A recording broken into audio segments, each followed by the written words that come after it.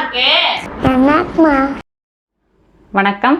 இன்றைக்கி நம்ம என்ன பார்க்க போகிறோம்னா சில்லி இட்லி பார்க்க போகிறோம். அதுக்கு நான் 8 இட்லி எடுத்து வச்சுருக்கேன். கொஞ்சமாக கருவேப்பிலை இலை, 3 பெரிய வெங்காயத்தை இந்த மாதிரி பெரிய சைஸாக கட் பண்ணி வச்சுருக்கேன். 2 கேப்சிகம் எடுத்து இப்படி க்யூபாக கட் பண்ணி வச்சுருக்கேன். 2 பச்சை மிளகாய் பொடியாக கட் பண்ணியிருக்கேன். 4 பூண்டு பல் பொடியாக கட் பண்ணது. ஒரு சின்ன துண்டு இஞ்சி பொடியாக கட் பண்ணது. 1/2 டீஸ்பூன் சீரகம், 2 டேபிள் ஸ்பூன் தக்காளி sauce, 1 table spoon soya sauce, 1 table spoon chilli sauce. இப்போ இட்லியை இது போல் சின்ன சின்ன பீசஸாக கட் பண்ணிக்கோங்க.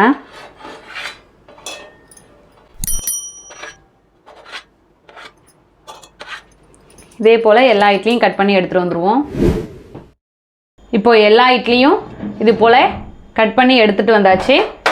இப்போ ஒரு கடாய் வச்சுக்கிட்டேன். அதில் டீப் ஃப்ரை பண்ணுற அளவுக்கு எண்ணெய் விட்டுக்கோங்க. எண்ணெய் ஹீட் ஆகட்டும். மீடியம் ஃப்ளேம்லேயே வச்சுருக்கேன். இப்போது எண்ணெய் நல்லா ஹீட் ஆகிடுச்சு. ஒரு இட்லியாக போட்டுக்கலாம். சின்ன சின்ன பீசஸாக கேப் விட்டு போடுங்க, சேர்ந்துடாமல். இப்போ எல்லா பக்கமும் நல்லா ப்ரௌன் கலர் வந்துடுச்சு. அதை அரிச்சு எடுத்துருவோம். இதே போல் எல்லா இட்லி பீசஸையும் பொரித்து எடுத்துகிட்டு வந்துடலாம். இப்போ ஒரு கடாய் வச்சுட்டேன். ஸ்டவ்வை ஆன் பண்ணிட்டேன். கடாய் ஹீட் ஆகிடுச்சு. இப்போ எண்ணெய் விட்டுக்கலாம். நம்ம இட்லியை பொரித்த எண்ணெயிலே பேலன்ஸ் இருக்கிறத ஊற்றிக்கிறேன். இதில் 1/2 டீஸ்பூன் ஜீரகம் இருக்குது, அதை சேர்த்துக்கோங்க. பூண்டு, இஞ்சி இப்போ நல்லா வதக்கிக்கோங்க.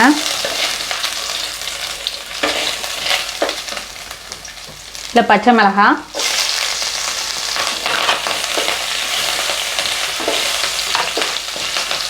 கருவேப்பிலை,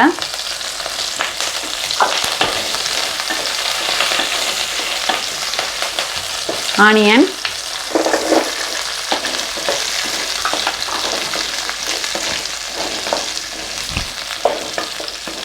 ஒரு சிட்டிகை அளவுக்கு நான் சால்ட் சேர்த்துக்கிறேன். நம்ம சேர்க்க போகிற சாசஸ்லாம் சால்ட்டு கலந்துருக்கும். ஆனால் இந்த ஆனியனுக்காகவும் கேப்சிகம்காகவும் கொஞ்சமாக சேர்த்துக்கிறேன். ஒரு சிட்டியை விட கம்மியாகவே சேர்த்துக்கோங்க. இப்போ கேப்சிகம்,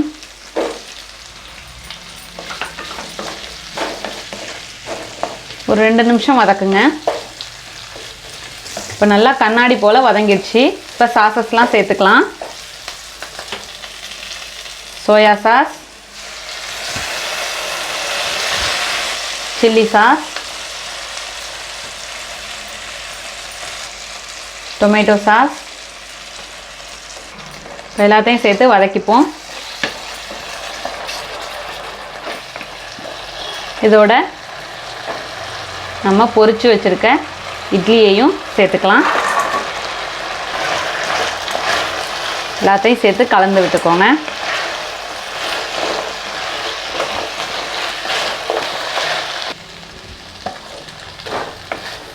ஒரு 3 to 5 மினிட்ஸ் இப்படியே வதக்கிக்கோங்க. இந்த சாசஸ்லாம் அதில் கலந்து அது அப்படியே ஊறி இருக்கணும். அதுக்காக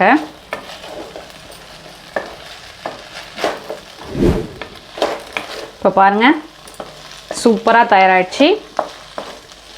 அவ்வளோதான். இப்போ ஃப்ளேமை ஆஃப் பண்ணிடலாம். இதே போல் நீங்களும் உங்கள் வீட்டில் செஞ்சு பார்த்துட்டு எப்படி வந்துச்சுன்னு கமெண்ட்டில் சொல்லுங்கள். தேங்க்யூ.